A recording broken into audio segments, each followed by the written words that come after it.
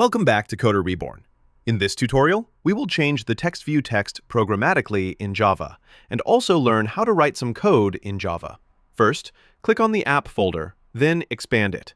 Click Java, then click your package name. Here you'll find main activity. This is where we'll write our code, so open it. At the top, you can see the package name. Below that, you'll see import statements. You'll notice a bunch of them. Imports are like shortcuts. They allow us to use ready-made classes and tools in our code without writing everything from scratch. Public class main activity creates your main screen class. OnCreate is the first method Android runs when your activity, screen, starts. What about this code? This code is not written by us. Android Studio puts it there by default. It ensures that your app screen does not overlap with the status bar at the top or the navigation bar at the bottom. In simple words, it adds padding around your layout so everything shows up correctly on modern phones. For now, beginners don't need to worry about it. You can leave it as is. Your app will work fine. Later, when you're more advanced, you'll learn why Android Studio includes this by default. Now let's change our text view from Java code.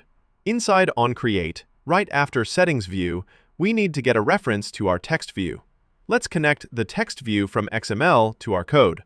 To do this, we need to link the text view from XML to this activity using the ID we assigned in our XML. Go back to your XML file and check the ID of your text view. Here, at the top, we can see the ID is text1_ID. Now let's link our text view in Java. 1. Type TextView and give it a name. Let's call it our text. 2. Type Find View by ID. You'll see the system automatically suggests Find View by ID, so select it. 3. Inside the parentheses, type r.id.text1ID. This connects the text view from XML to our code. Now we can update it while the app is running. To change the text, call your text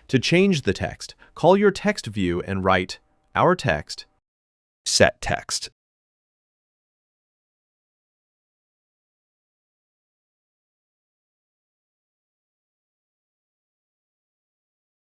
Now let's run the app and see if it works. Run it in your emulator and wait for the build and installation to finish.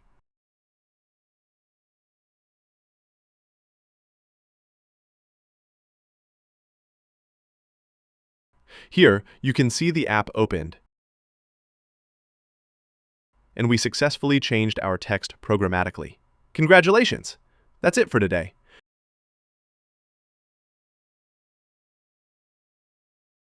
In our next class, we'll learn about buttons, so don't forget to subscribe.